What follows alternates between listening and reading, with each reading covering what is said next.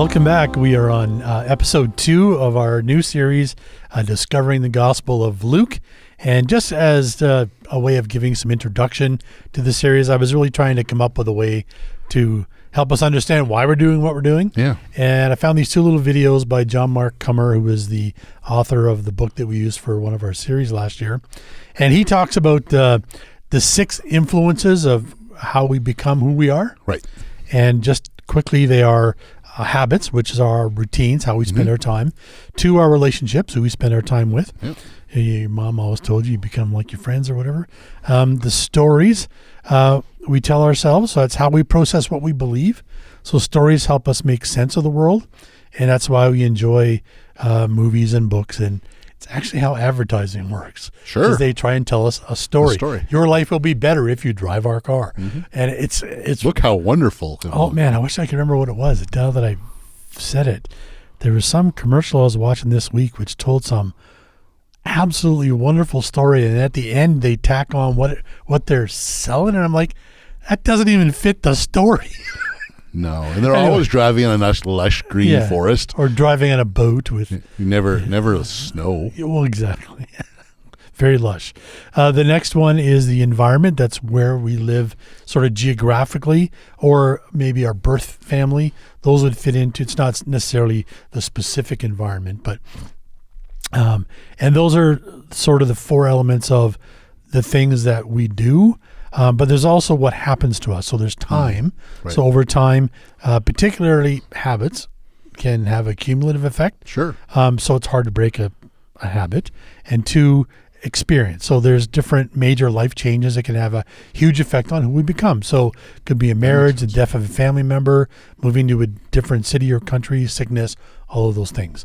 So John Mark Comer says that these things are all part of us, and even if we don't think about it, so we're not intentional about becoming something specific, we still become who we are because of these influences. Right. And he made mention that this comes from science and psychology and I forget the other discipline, where they disagree on the degree of what's the most influential. Right. Okay. But they all agree that those things are influential themselves.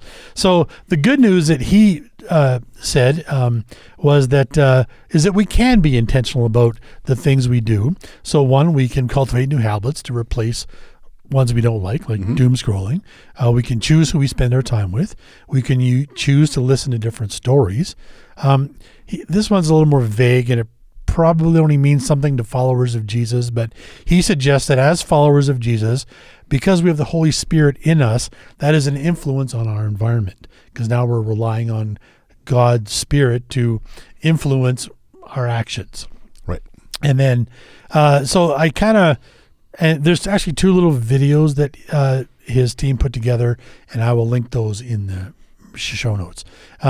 So to kick off the new year, we wanted to start off with a Bible study. Yep. So we're going to, but I thought it's not just Bible study, it's focusing on doing Bible study and praying together in community. Yeah. Both in our Sunday services, in our home groups. And why I really like this, because it hits several of the influences of who we become. And our goal as followers of Jesus is to become more like Jesus. So reading scripture and praying are practices that can become habits. Doing it with other followers of Jesus is choosing who we spend more time with. Reading the Bible actually helps shape our beliefs and stories to help us make sense of the world.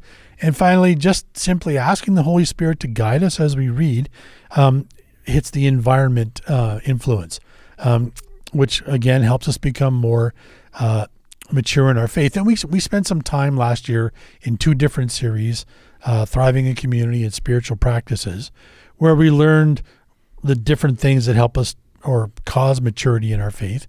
So this is, I see it as more of an extension of those things, in that we learned about them, and this is a way to put it into practice. So I thought that to me made sense as sort of an introduction of why we're doing what we're doing. So this past Sunday, we looked at Luke chapter 1. Today, we're going to jump in and look at Luke chapter 2. All right. And so just in this series, just so everyone is kind of aware of what we're doing, is every week, we're going to cover 2 chapters. Yep. There's some weeks it will be just a single chapter. Yep. And we'll make sure people are aware of that. And the reason that is just you got a week, you can read it slowly, you can read it again a couple times, Yep. and then on a Sunday or through this podcast video, we'll just take that little bit of time to just talk about a portion of it. And then what we're hoping in this is we're instead of like kind of what normally we do is sort of like we present the whole thing. Yep. We're going to strategically not necessarily have a lot of our own rhetoric on certain things, but hopefully pose it to you in discussion with, as your thoughts or discussion with a friend, Yep. hopefully discussion in your small groups to just take it further in what some of this stuff is. Yep. And so, we're going to walk through a little bit of chapter 2. So our job here is we're going to provide some context, maybe some things you wouldn't know just from reading the portion of Scripture, and hopefully that may help you better understand what you're reading. Yeah. But again, the whole goal is to, we're sort of crafting some questions, which we'll get to in the end, that will just help us discover or help you as a person discover what we're reading and what it means. So Perfect. All right. So Luke covers the early life of Jesus, basically in chapter 2. Yep. And of the 4 Gospels, it is the most exhaustive coverage of his early life. Yeah. And it's still not that much. It's 1 chapter. Yep. We start chapter 2 with the birth, and chapter 3 starts, he's an adult. Mark hits the ground running in his gospel. John establishes divine origin and nature, but then hits the ground running. Yep. Matthew lets us know he was born. Yeah. That's the end of that story. Yeah. We hear that the Magi meet Jesus as a child. Yeah. The whole family flee to Egypt because of Herod and eventually return, and we're not going to get into that. You can look at Matthew chapter 2 for that if you want to look into that yourself. But that's it. It's Luke who covers more of, again, his childhood, which again is not much, but it's the most comprehensive that we have in the Gospels. Yeah, and that's the traditional Christmas story, which we've just come back by Christmas, where we read Luke 2, 1 to 20. Yep. That's literally 20 verses. 20 verses. Cover the sort of Christmas story. And then we move to the dedication and circumcision when he's 8 months old. And 8 in that days old. 8 days old, sorry. 8 days old. And there's a prophecy there by a man named Simeon. There's a prophecy by a woman named Anna. Yep. And then we're kind of at the end of the book. And so we've gotten to the birth, infancy. Yeah. We've gotten 8 days later. And then at the end here of sort of chapter 2, he's 12. That's what 12 he's 12 years old. Yeah. So there's a little gap in there. There's a little gap in there. So it's kind of what we have. Now, in the Jewish culture, Jesus is a year away from what is called accountability. Your bar mitzvah, Well, and a bar mitzvah wouldn't have been happening yet. That happens 500 some years later. But there's that age of accountability. Idea of it, They're responsible for their actions at kind of 13. Yep. And so apparently when they're 12, instruction actually becomes a way more intensive in preparation for adulthood. Yep. So this is an important transition point, which is probably why Luke has it. Many kids after age 13, some would go on to study to become rabbis or priests. Absolutely. Or just more into the actual family job or whatever it is that's going on to. At this point, it's kind of like they're no longer, so much children at that point. Yeah, you're really kind of in picking adulthood. your vocation. Yeah. And so this is probably why Luke included it. It's an important transition point. Again, we don't know anything in between there. Yeah. So as we read it, we might want to ask ourselves, what does Luke want us to know about Jesus in this specific moment? As a child. Yeah. Because really, this is the only story about Jesus as a child. This is the only story we have. So what are some of the reasons? He might have included this story. Yeah. So you can read along. We'll be going to be reading in the New Living Translation, or you can just listen as we read through it. But feel free to do whatever works for you, whatever works better. But here we are. We're going to chapter 2. We're going to start with verse 39. There, he's talking about Galilee in Nazareth. There, the child grew up healthy and strong, He was filled with wisdom, and God's favor was on him. Every year, Jesus' parents went to Jerusalem for the Passover festival. When Jesus was 12 years old, they attended the festival as usual. After the celebration was over, they started home to Nazareth, but Jesus stayed behind in Jerusalem. His parents didn't miss him at first because they assumed he was among the other travelers. But when he didn't show up that evening, they started looking for him among their relatives and friends. When they couldn't find him, they went back to Jerusalem to search for him there. 3 days later, they finally discovered him in the temple, sitting among the religious leaders, listening to them and asking questions. All who heard him were amazed at his understanding and his answers. His parents didn't know what to think. "Son," his mother said to him, "why have you done this to us? Your father and I have been frantic, searching for you everywhere." "But why did you need to search?" he asked. "Didn't you know that I must be in my father's house?" But they didn't understand what he meant. Then he returned to Nazareth with them and was obedient to them. And his mother stored all these things in her heart. Jesus grew in wisdom and in stature and in favor with God and all the people. So we have Jesus, Mary, and Joseph. Yep. They're traveling from Nazareth to Jerusalem. Yep. And they traveled very likely in a very large caravan. Family, other people from the community, and this would have been especially the Passover would have been a big traveling point. It was encouraged for everyone to go. There's a lot of people to go. Yeah. And this is why they probably didn't necessarily notice Jesus was not there at first. Because it sounds like they're negligent parents, right? It really does. They're not in the family station wagon going away. There's probably many people, and again, like being a big community and family that would have been there, they would just assume like, oh, yep, we saw him kind of before we left. He's with his cousins, his friends, somewhere in the midst of all of us. He knew we were leaving. Yep. And then the travel was approximately 3 days to Jerusalem from Nazareth. So they get to that first night. And they're walking. And with lots of things. So there's probably, with a big group there, I would think that, and this is just my speculation, that depending upon, who's all there, you're going as fast as your slowest person. Yep. So, exactly. Not everyone's probably speed walking. There's probably some older people, younger people, kids playing. You're trying to be good, because a lot of that is it can be unsafe in that travel. Exactly. If you're not in a group, big group, you're a little safer. Anyway, so that's again. But what I want us to notice in the story is repetition, and it's really actually very important when we're reading any sort of thing in the Bible. Is when we notice repetition, whether it's direct, like again they repeat themselves more directly, or kind of paraphrase things, that way. If it's repeated, it means the author is trying to make some kind of emphasis. Yeah, he's trying to make you take note of something. Exactly. And there's repetition at both ends of this story. Yeah. When we kind of open this, Luke writes how Jesus is growing in wisdom as well as God's favor. At the end of the story, he talks about how he's growing in wisdom and in God's favor. So these are really, really important to take note moment. We kind of see it in the idea of the modern day origin story, like with our superheroes. Yeah. We usually tell the story, and there's something important that's telling us about the character in that. Sure. It was actually really very normal in ancient writings to do that.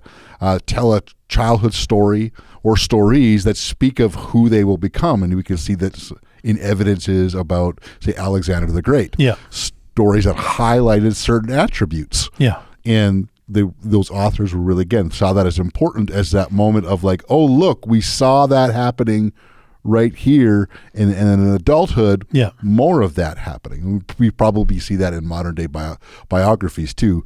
Probably some of the stories that, we'll read in childhood of whoever we're reading about are probably fairly strategic in why those stories were there, because it's to show this growth or character that's flowing through there. So with Jesus, Luke is letting us know that he's wise and he's growing in wisdom. Yeah. So we might ask ourselves, why not something more fantastical? Yeah. We read that in John that he's turned water into wine. We read that he heals the blind and raises the dead. Yet Luke speaks of Jesus growing in wisdom at the beginning. In the midst of the story, he demonstrates it by some of the responses of those who were with Jesus in the temple, and then at the end, repeats himself again. Yeah, and it's interesting to me that, because I've actually talked to people who thought that maybe Jesus did do miracles as a child. There is some thoughts about that. And two, even into adulthood, he was around 30 years old when he started his public ministry. Yeah. What did he do before then? Yeah. Well, we know that he worked in some sort of construction, either carpentry or stonemasonry or just general construction, incorporating both of those. So he was a blue-collar worker. Yeah, essentially. He was obviously...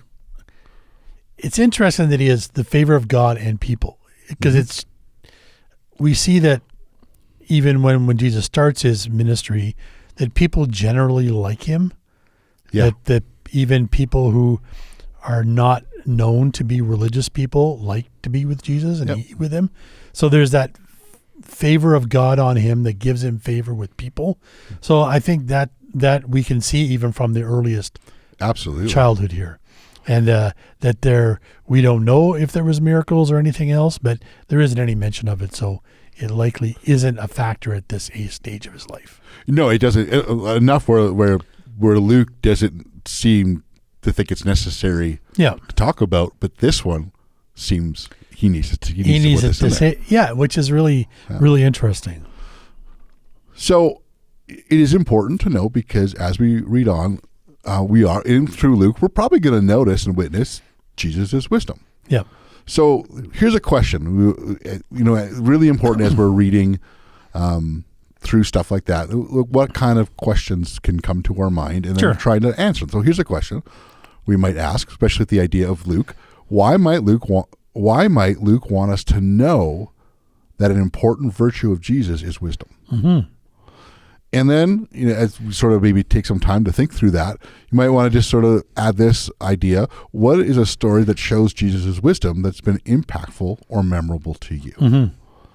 So right there, why might that be important? And we're going to leave that with you. You just take some time of just like, why might have Luke saw this really important to tell this story that points so much to Jesus being wise, especially even noticeable right before that cusp of adulthood. Yeah. And then there's some parts where Jesus shows extraordinary wisdom that we read of once he started his ministry. And boy, I really want to tell one right now, but I'll refrain, because I think it's important for us to, like you said, to think through some of the things that we've read about Jesus and how maybe some of his answers were very wise, and how that he actually started when he was a child. So. And it might be just something in as for any of us to do as we're remembering this sort of stuff, is just like maybe we'll come up with the story right away, but maybe as we read on Luke over these next little while, is to, as you come to that story, we're like, hey, this is that wisdom thing. Mark it down somehow, whether you highlight it on your YouVersion app, or if you're like paper, you can use a highlighter for that. Something to mark it down. Yeah. Like, hey, there's a demonstration of wisdom that was really neat, that really impacted me. Mm-hmm. Another thing we want to note in this whole story is Jesus' response to Mary when she says, "We've been looking for you everywhere." Yeah. Because verse 49 says, "But why did you need to search?" He asked. Yeah. "Didn't you know that I would be in my Father's house?"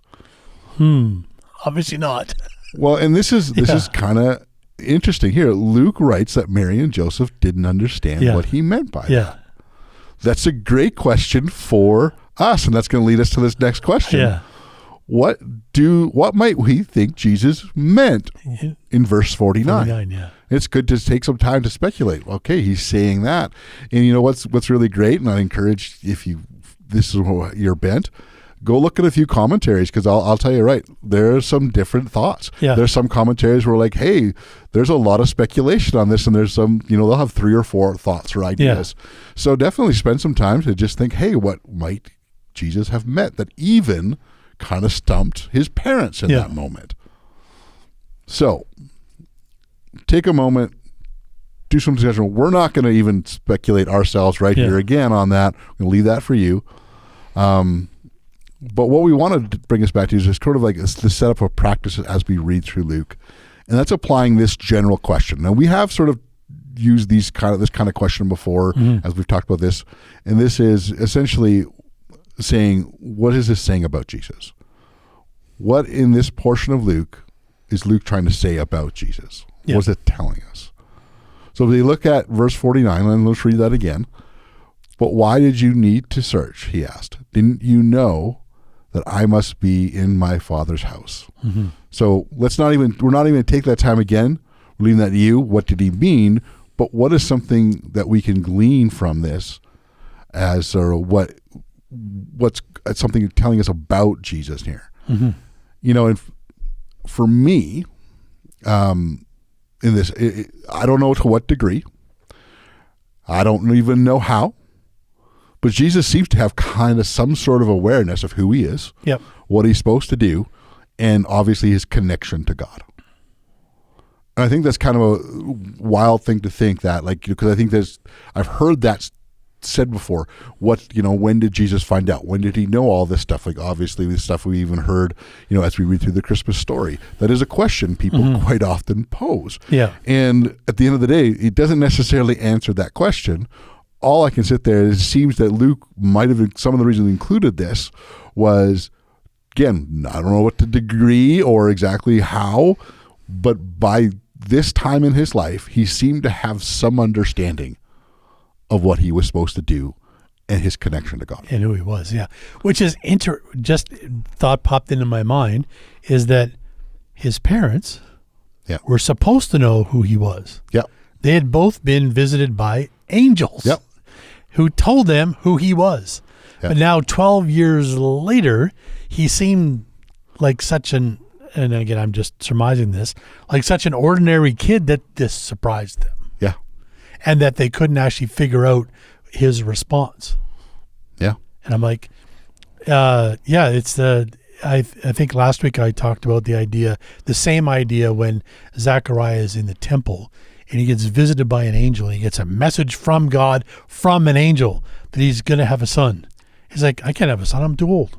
So it's like, it's like, even though you have this miraculous thing happen, it's still hard for us to come to grips with what it actually means.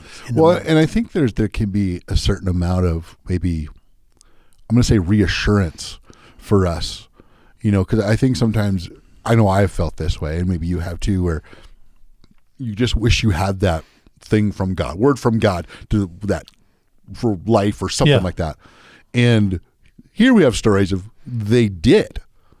And it seems that, like there was some difficulty in that. Yeah.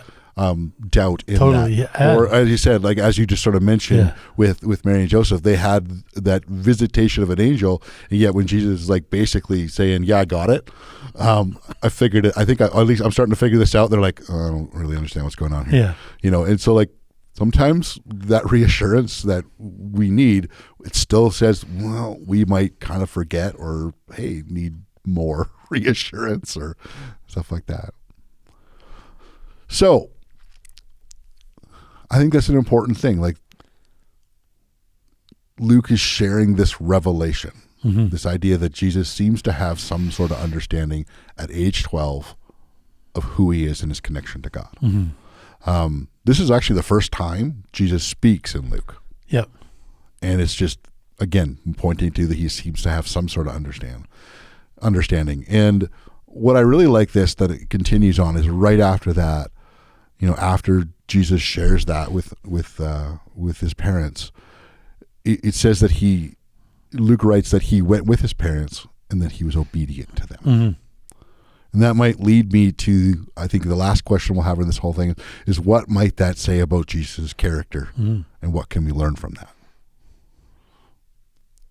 I'm just going to leave it kind of at that. So there's a few questions in there as we kind of go through Luke and Luke 2 and this kind of this portion of it that takes us through, I believe, 39 to verse 52. It's right at the end of chapter 2. If you look into the show notes, we'll kind of re-put those questions there for you to look at that. We encourage you just to maybe reread chapter 2 again, but that portion, and just sort of look at those questions and maybe come up with some thoughts of how you might answer those questions. And I think what we're trying to accomplish in here too is that it's important to read it on your own, but also to try and find someone to read it with and to discuss it. So in our church community, we're going to do that on Sundays when we get together. We're encouraging our home groups to do that. But if you're just watching and you don't have that connection, try and find somebody that you can have a discussion with, because that does it'll bring out things that you may not have thought of in your own. And try to, I know in this sort of stuff, when we ask these sort of questions, especially when you get into a group of people, we can get really maybe too stuck on the idea of right and wrong. And I'm not saying that there's not some right and wrong in this and all that, but what I would say, sometimes we might be surprised that it's not necessarily such a black and white answer to some of these things. There might be a lot of nuance. And somebody may say something and answer one of these questions of their thought. You might say, oh, that was really good. That must be right. And my thing must be wrong. And it might be like there's an aspect. But you might say, well, I saw it this way. And it might be like, oh, there's maybe more nuance to the answers. And I'm not saying that there's not maybe wrong answers in all this, but we might be surprised how sometimes the answer we have based on our understanding and perspective may be right, but still in a certain aspect of. And sometimes in that discussion, we might see there's more to these answers than we might be surprised by that. And the way Jewish literature was meant to be processed was, it's meant to be meditative. In that you don't just read it once and I got the answer, it's right and wrong. Like you said, it's meant to be read and reread and read together in groups and in communities and discussed to be able to get the full meaning, and how you apply it in your context will change as context changes. Well, truthfully, if you've maybe not read Luke lots or never read Luke before, the truth is you might have sort of a thought of an answer to some of these questions that in the coming weeks, as you read more about Jesus, you might go back like, oh, I might change that or augment that answer a little bit with more context. And I understand that's fine too. That's just how life works. But so thank you so much. We hope that you will take some time to just read chapter 2 of Luke for yourself. Take some time with these questions that will be in the show notes. Take some time to think about it. If you're a part of a small group, take some time just to discuss those things. And in discussion, please take time to listen to each other. I know it's really easy to interject your thoughts, or even especially if you disagree. Take more time to listen and make sure that you're understanding what people are time more than to correct. I'm not saying correction may not be a point there, but please take much more time to listen.